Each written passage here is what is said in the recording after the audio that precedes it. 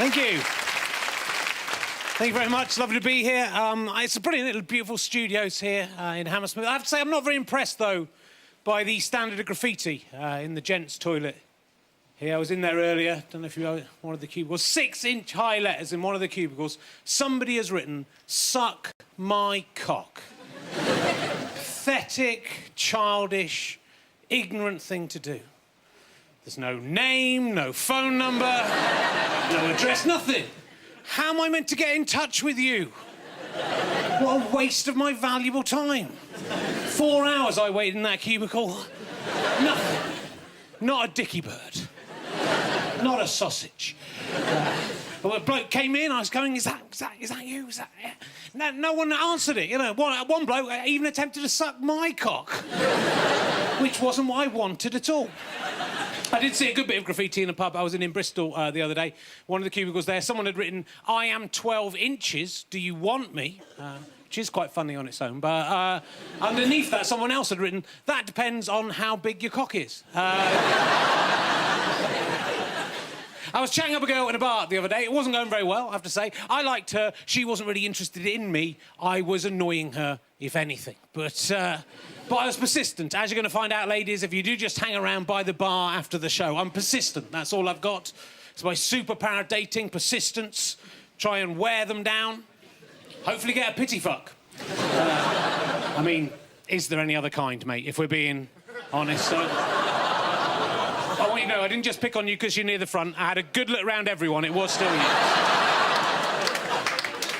I said, come on, I know it hasn't gone very well tonight. Give me another chance. Let me take you out for dinner. She said, you take me out for dinner? I wouldn't piss on you if you were on fire. I said, what if I wasn't on fire? I don't think we really understood homosexuality, did we, when we were at school, when we were kids? I think we knew it existed. I don't think we're really aware of what it was. I think that's a shame if you've got kids, if you're ever going to have them. Just explain this stuff to them. Be honest about it. There's nothing to be embarrassed about. I think that's where homophobia begins, through ignorance. But I think it's clear we didn't understand homosexuality as children from the sign we generally use as kids to indicate that a man was gay. It was generally that, wasn't it? That was generally the sign indicative of homosexuality, which I would say shows a fairly basic misunderstanding of the homosexual love act. I think as kids we must have imagined if two men fell in love, they'd go to a room somewhere, take off their clothes, stand facing opposite each other, approximately 1 foot apart, on average, and then just very gently bump the end of their erect penises together over and over again until achieving orgasm in maybe 3 or 4 months. It's weird because we understood heterosexual sex, didn't we, as kids? The sign we'd use as kids to indicate heterosexual sex was that. Well, now that's vaguely accurate from what I recall. I don't know why I'm asking you, but I guess if we'd understood homosexual sex, the correct sign, more accurate hand sign to indicate that a man was gay, should have been more like this, wouldn't it? Be more like...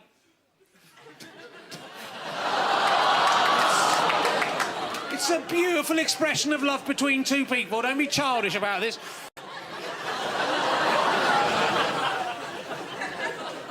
But to be honest with you, that does make homosexuality look a lot more appealing than that, doesn't it? I think, had we had the correct information, more has been willing to give that guy. I thought it was that. If I'd known it was that, I'd have tried out being gay for a couple of weeks just to see how that had panned out for me. The teacher should have come over and gone, "That's not what they do, you fucking idiots. That's what they get up to. That's what they do, the lucky bastards." Not just on their birthdays. Every day of the year. That's better than a floppy old vagina, isn't it? Look again. Get some purchase on that, can you? To be honest, I don't think we really understood lesbian sex either, because the sign we used as kids to indicate that a woman was gay was generally... Which again, I think shows a fairly basic misunderstanding of the lesbian love act. I think as kids, we must have imagined if two women fell in love, they'd go to a room somewhere, take off their clothes, go to opposite ends of the room, then run at each other, vagina first, smashing their genitalia together, crashing their pudenda, crunching their beef curtains back, till achieving orgasm or breaking their pelvis, whichever came first. I guess we'd understood lesbian sex. The correct sign we should have used to indicate that a woman was gay. And if you see any kids doing this wrong, sir, do go up and correct them, OK? You won't get into any kind of trouble, don't worry. So, more accurate hand sign to indicate that a woman was gay should be more like this, more like...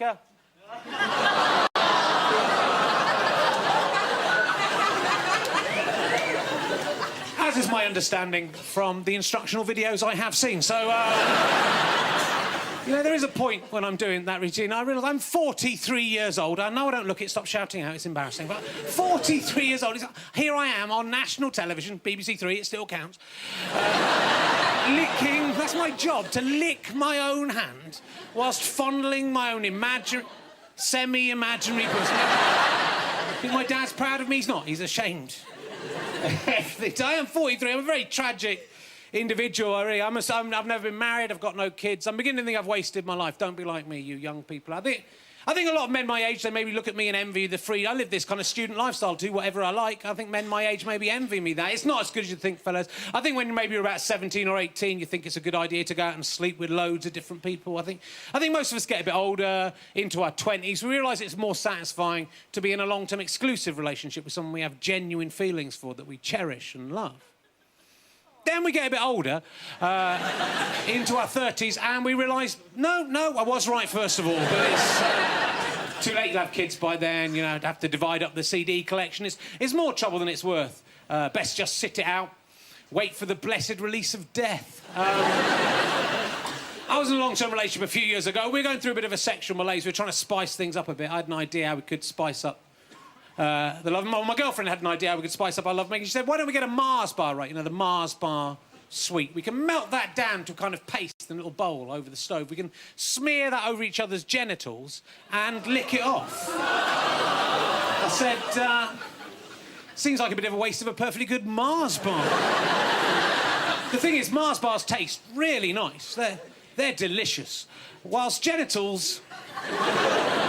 they tend to taste a bit sort of genitally, really. So, although you would improve that genital taste by smearing some Mars bar upon it, I would argue that the Mars bar taste itself would be impaired by the genitals you mentioned. The way I look at it, if Mr. Mars had wanted his Mars bars to taste of genitals, he'd have put some genitals in the recipe, wouldn't he? Like the bloke who invented scampi fries did to such great commercial success.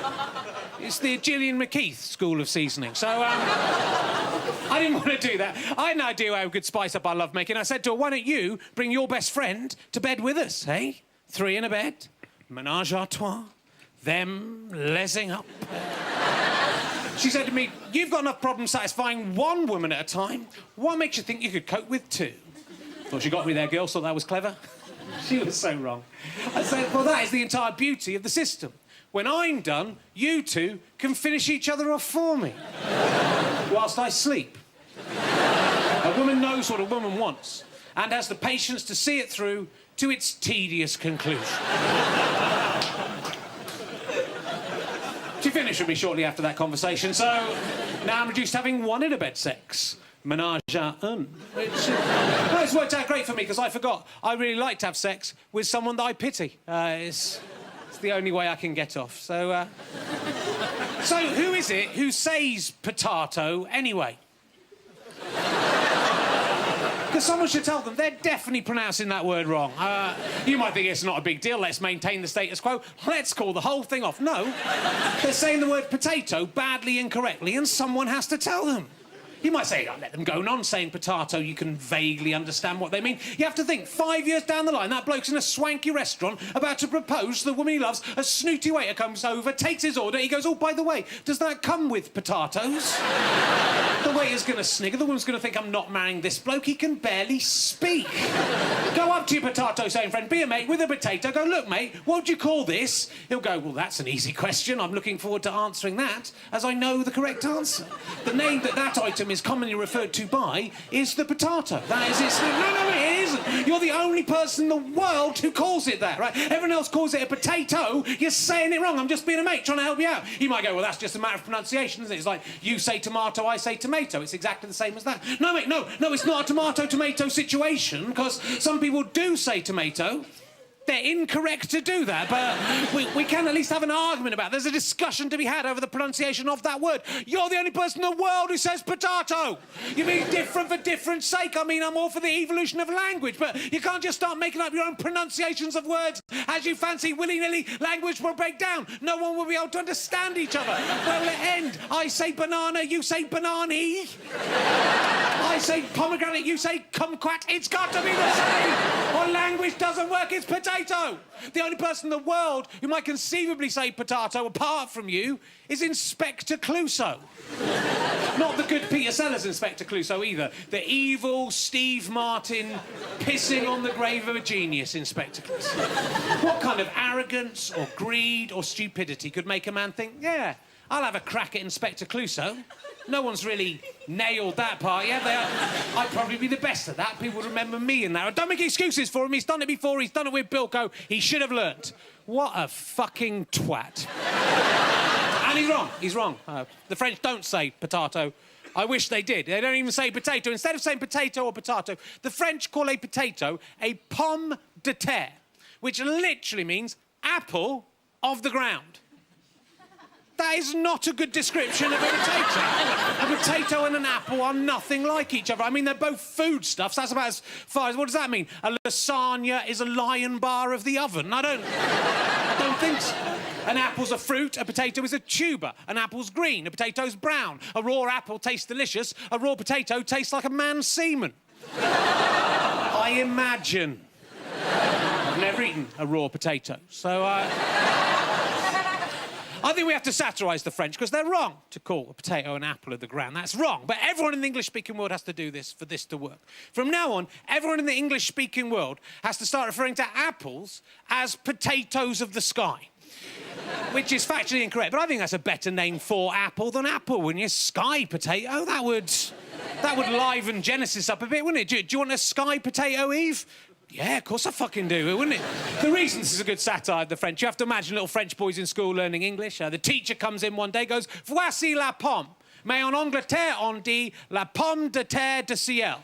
So the little French boy will say in French, what, wait? So the English literally call an apple of the ground of the sky. That's a bit ridiculous. Why they just call it an apple? It's in the sky. Just call it an apple. Why go through that rigmarole? The English is stupid. The English language is ridiculous. At which point, I will burst into the classroom and say, no, little French boy.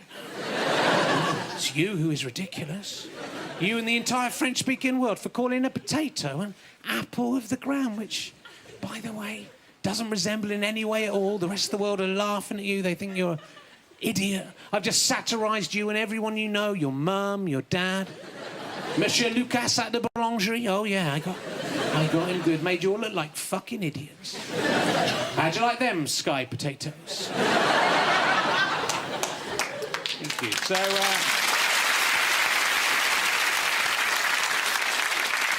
one more cock joke to end on. I've got a bona fide way of determining the length of a man's penis. You're going to be glad you came for this. There's a lot of old wives' tales about this. A lot of people say the size of a man's hands is indicative, but I've got really tiny hands, so that cannot be true. But this is for any girls looking to pull tonight, any gay men looking to pull. Let's face it, mate, any straight men by the end of the evening. If you had a sniff anywhere else. A mouth's a mouth, isn't it? But it's just true. The best way... When you're as old as me, you lot, you'll know I'm right. The best, I've got this always works, is 100% guaranteed. The best way to determine the length of a man's penis is to get him to show it to you and then measure it with a ruler. That is 100% effective. Thank you very much. It's been a pleasure. Here comes Russell Howard.